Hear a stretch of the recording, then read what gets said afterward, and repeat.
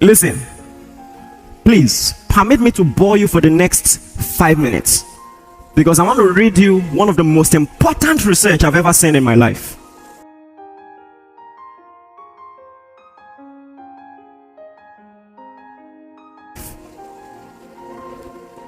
The most important.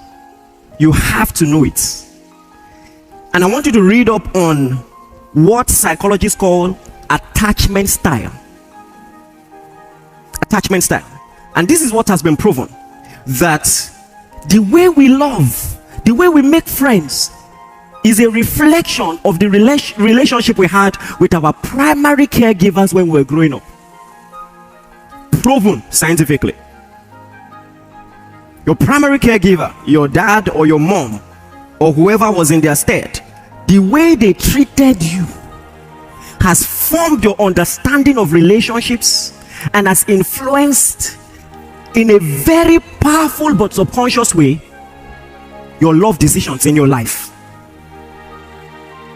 You know, when someone went through this research, she discovered, for instance, why she chose the career she chose. Because when she was a child, she wanted her parents' attention, and they would not listen to her, they would not pay attention to her. They were always watching news, specifically weather reports. So subconsciously, as a child, it was ingrained in her subconscious as an original idea that she wanted to be a newscaster. Subconsciously, she wanted attention from her parents. That if you find this so fascinating and I want your attention, then I will be a newscaster. And she went on subconsciously pursuing a career decision. Went to the university, graduated just for approval. And so let me read this to you. In 1978, Mary Ainsworth and her colleagues discovered 3 major patterns through which infants attach themselves to caregivers. Children were put in an environment with their mothers, and the children were free to explore the room. And so now this is what they did.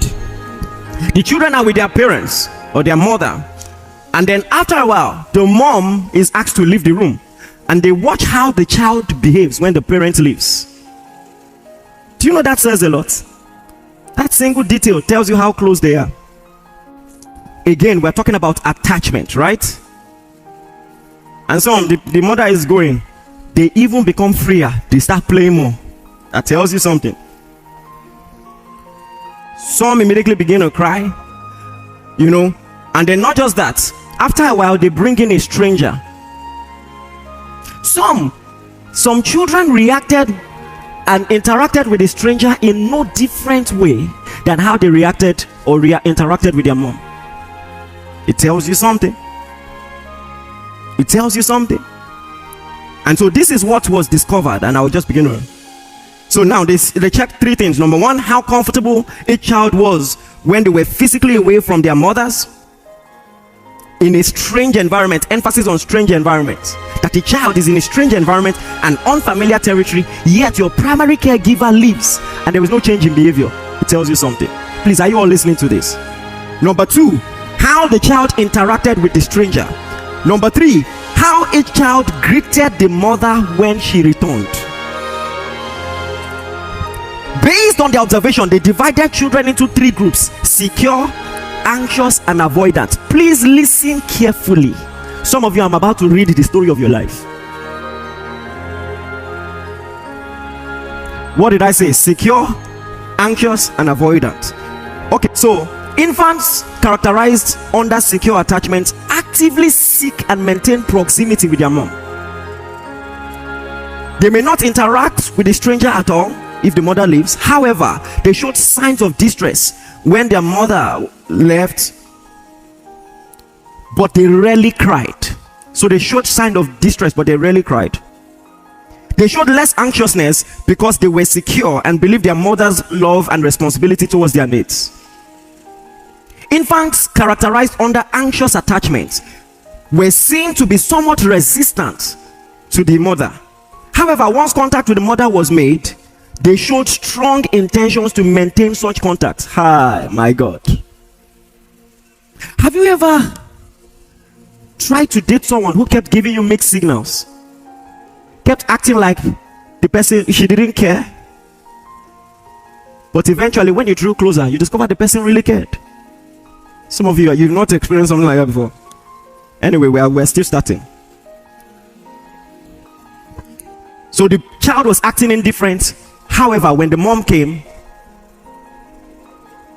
the child showed strong intentions to maintain that contact. So in colloquial terms, they formed at first because they did not want to be disappointed.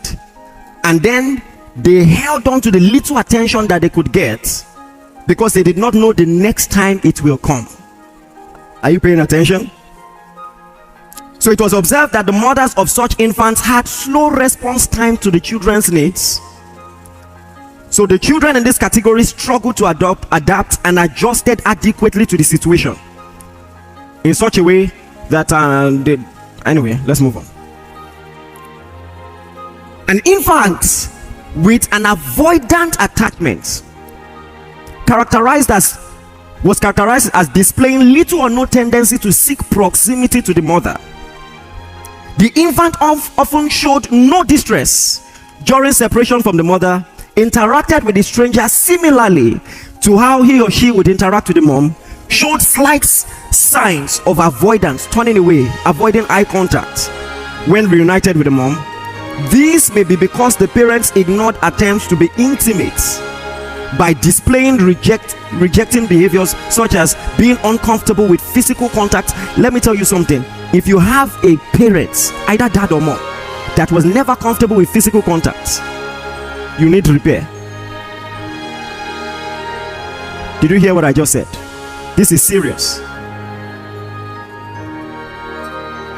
You know, you've heard me talk about my parents. My mom's wonderful, my dad is wonderful. Now I'm thinking what to say or what not to say. They're both church members.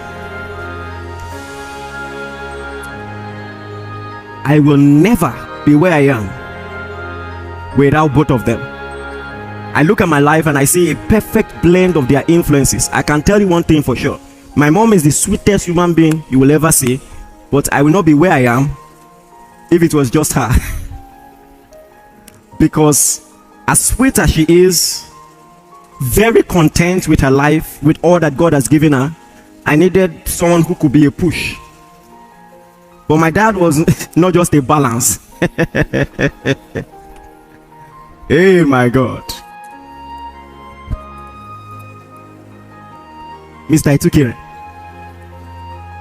Ah, God. You have to understand. Can I talk to you?